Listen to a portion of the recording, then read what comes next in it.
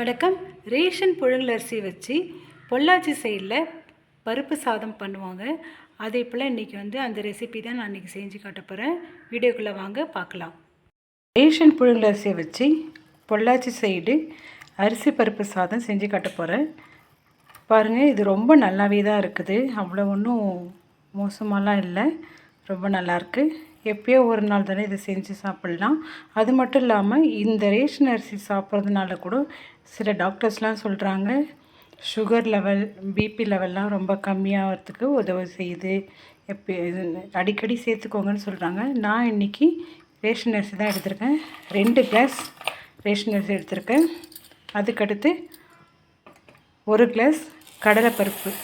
இதை எல்லாத்தையும் சேர்த்து தண்ணி போட்டு ஊற வச்சிடணும். இந்த தண்ணி போட்டு நல்லா களைஞ்சி எடுத்து ஒரு 1.5 மணி நேரம் ஊறட்டும். எடுத்துக்கணும்.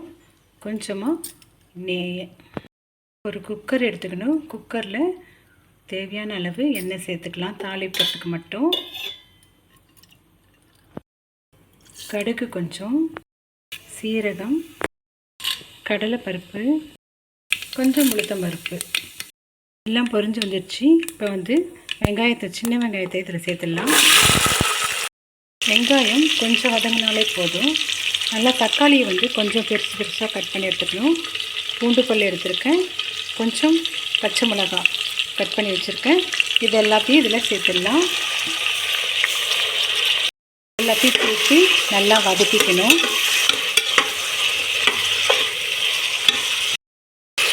நான் இதுக்கு கடல் எண்ணெய் தான் யூஸ் பண்ணியிருக்கேன். இது உடம்புக்கு ரொம்ப நல்லது. மஞ்சள் சேர்த்துக்கலாம். ஆல்ரெடி பச்சை மிளகாய் காரன்றதால கொஞ்சமாக சாம்பார் மிளகாத்தூளும் சேர்த்துக்கலாம். தேவையான அளவு உப்பையும் சேர்த்துக்கலாம். அரிசி பருப்பு 3 டம்ளர்ன்றதால 6 டம்ளர் தண்ணி இதில் சேர்த்துக்கிறேன். எல்லாத்தையும் ஒன்றா கலந்து விட்டு இது அப்படியே நல்லா ஒரு கொதி வரணும். இப்போ நல்லா கொதித்து வருது. கொஞ்சமாக புளி தண்ணி இதில் கொஞ்சம் சேர்த்துக்கலாம்.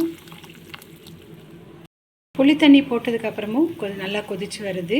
இப்போ இந்த ஸ்டேஜில் நம்ம கழுவி வச்ச அரிசியும் கடலைப்பருப்பையும் நம்ம சேர்த்துடலாம். இதை சேர்த்துடலாம். அதுக்கடுத்து பார்த்திங்கன்னா, இந்த தேங்காவை நல்லா இந்த மாதிரி சின்ன சைஸில் நல்லா கட் பண்ணி வச்சுருக்கேன். முடிஞ்ச அளவுக்கு நான் தோல் எடுத்துருக்கேன். 1-2 இருக்கும், பரவாயில்லன்னு நான் விட்டுட்டேன். இதை இதில் சேர்த்துடலாம். அப்போ தான் இது சாப்பிடும்போது நல்லா க்ரன்ச்சியாக நம்ம தேங்காய் நம்ம பல்லில் அகப்படும். அதனால் இதை அப்படியே சேர்த்துக்கிறேன். இதை குக்கரை விசில் போட்டு மூடி வச்சிடலாம். ஒரு விசில் வந்தால் போதும். பாருங்கள், பார்க்கவே எவ்வளோ நல்லாயிருக்கு. நல்லா உதிரியாக வந்திருக்கு. சூப்பராக இருக்குது பாருங்கள். நல்லா கம்மன்னு வாசனையோடு இருக்குது. தேங்காய் வாசனையும் வருது. நீங்களும் இது கண்டிப்பாக இது ஒரு முறை ட்ரை பண்ணுங்கள். இது மழைக்கேற்ற உணவுன்னு கூட சொல்லலாம். நல்லா 1 பாட் ரெசிபி, ஈஸியும் கூட. என்னுடைய வீடியோ பிடிச்சிருந்தால் லைக் பண்ணுங்கள், ஷேர் பண்ணுங்கள், சப்ஸ்கிரைப் பண்ணுங்கள். தேங்க்யூ.